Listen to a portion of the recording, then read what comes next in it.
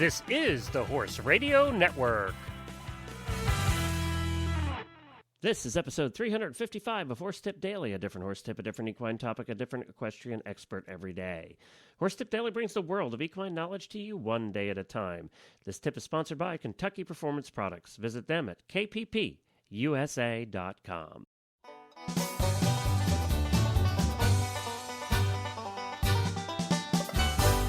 Howdy, Glenn the Geek back with you from Lexington, Kentucky.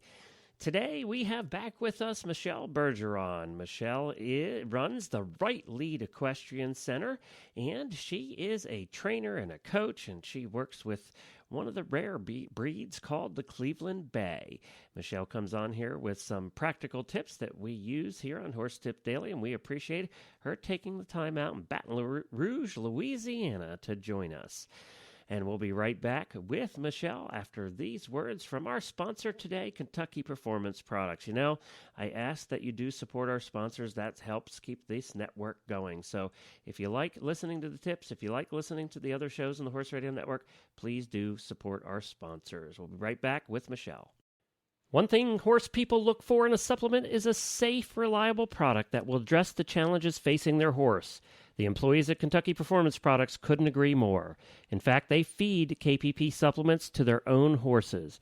KPP employees are horse people too, and the horse that matters to you matters to them.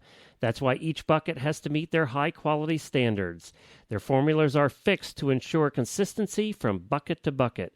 Only the best ingredients are used, and each product is formulated based on sound research. KPP supplements deliver the results you are looking for. To choose the right KPP supplement for your horse, go to kppusa.com. Or to learn more about horse nutrition and interact with the experts at KPP, join their Facebook page by searching for Kentucky Performance Products. Well, hi, Michelle. Welcome back to Horse Tip Daily. Hey, Glenn. I'm glad to be back with you. Now, I got a question for you because, we're getting into the holiday season here. We're in the holiday season, actually.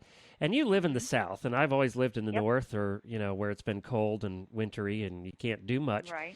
Do you actually slow down much? I mean, where you are, it's pretty, you don't get real cold. So do you? And well, it was last year. That was kind of an exception, though, wasn't it? Yeah.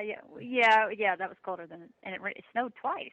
And you're we should say you're almost in, you're in Baton Rouge, Louisiana, but you're not too far. How far are you out of, from the Gulf?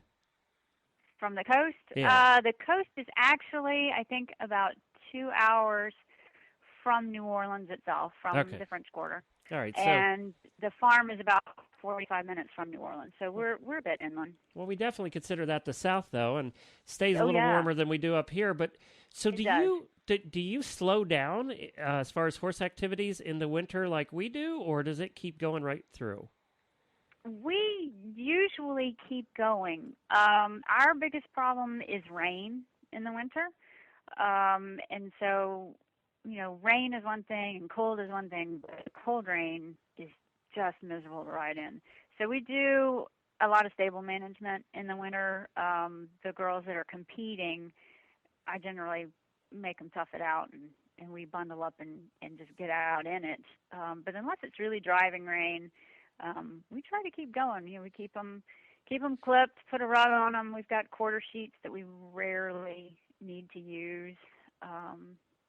But we slow down a little bit. I mean, it would not be cold to you guys, but in relation to what we get in the summer, it's really cold for us.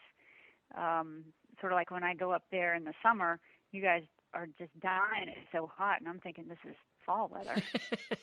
So I think it's all relative. But, yeah, when we really slow down, when it gets really hard, is in the summer, when it gets really hot. So this is about the time of year when things really start to pick up. Now, are indoors as prevalent down there? No. Okay. No. In fact, if you had an indoor, you would have a little easy bake oven for your horses. Oh, that's true, yeah. It would be more likely to see a cover, just a free-span sort of cover. Indoors are very rare. The ones that they have, sort of the municipal buildings, are climate-controlled, which is just unbelievably expensive. Most of us just work outside. Okay.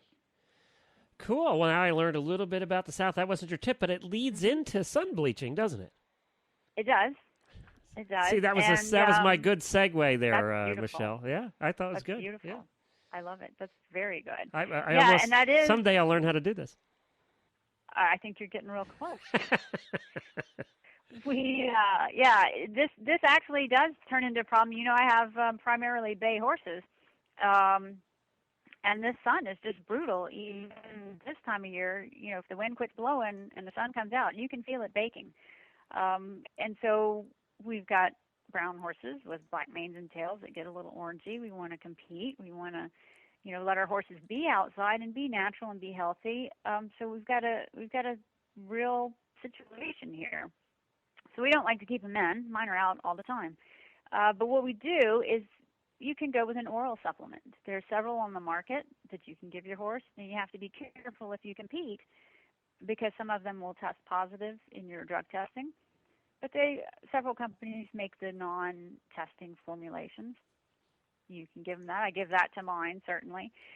They also have color-enhancing shampoos out on the market. I personally have not had a lot of luck with that if you use them exclusively, to the exclusion of the other ideas in this tip. But they're a nice thing to have, to finish it off. What I really keep in the tack trunk is some spray-on sunscreen. So get off, wash them, have them dry, and then give them a squirt of special horsehair sunscreen. But if I'm going somewhere, like when I go up to you guys and do demos or go to a horse show, I take the cheapest kind of hair dye you can find. And I actually had one of my customers cut a piece of her horse's tail off, take it to her hairdresser, and say what will work best. Okay. So he says that you have to find the cheapest hair dye. Look on the bottom shelf. And you might have to experiment with the brand that's really going to work best for your horse, but usually it's the buy one get one free kind of deal. And this is quite a project. So you're going to spend the afternoon, spray your horse real good with fly spray because you don't want that tail to get dyed and then start swinging around. Oh, geez, I didn't think about that. Yeah. The first couple times some of the girls gave this a go, they came back with zebra stripes all over them, and that was really kind of funny. Now my horses let me sort of open up the trash bags, cut them on the seams, and then I just cover their back end with trash bags and tape it down with painter's tape, which comes up real easy. And there we go, and have no problem.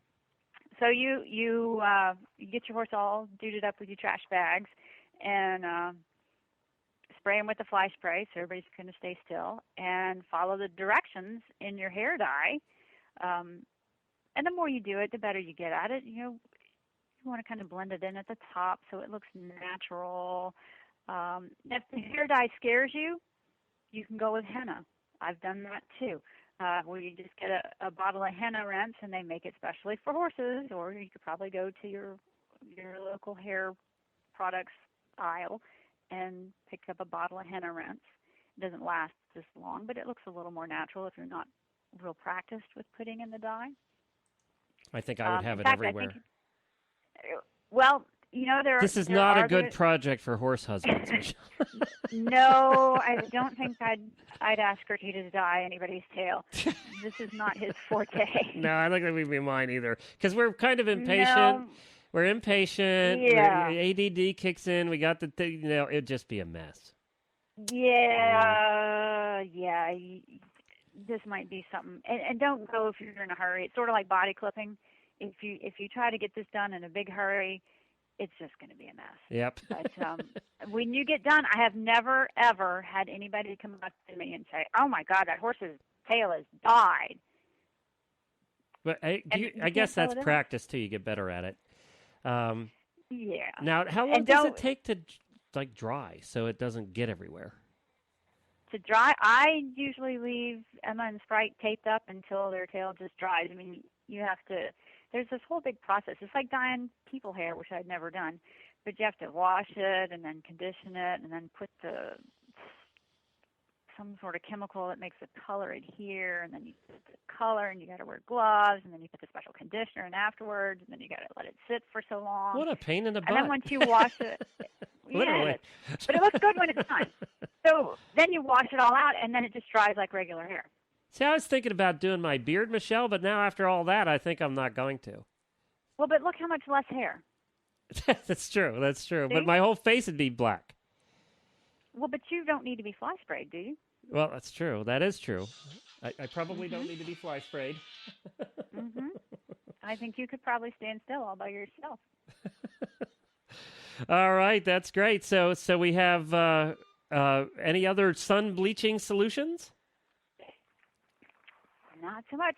Okay, good. That's what I do with mine, oral supplement, and you spray on your sunscreen. That Quick Screen is the one I have. Okay. Color enhancing shampoos, and then either the hair dye or the henna rinse. All right, sounds good. Well, and of course, you can find Michelle at rightlead.com. She's the Right Lead Equestrian Center down there in Baton Rouge, Louisiana. Michelle does sound like she's having fun down there in Louisiana. She always sounds like she's having a good time with her and all her students at Right Lead Equestrian Center. Well, we'll be back again tomorrow with another new expert and a different horse tip. Until then, stay safe, everyone. The Horse Radio Network and the Horse Radio Network hosts are not responsible for statements of guests or their opinions. Use your own judgment when listening to the tips provided by the experts on Horse Tip Daily.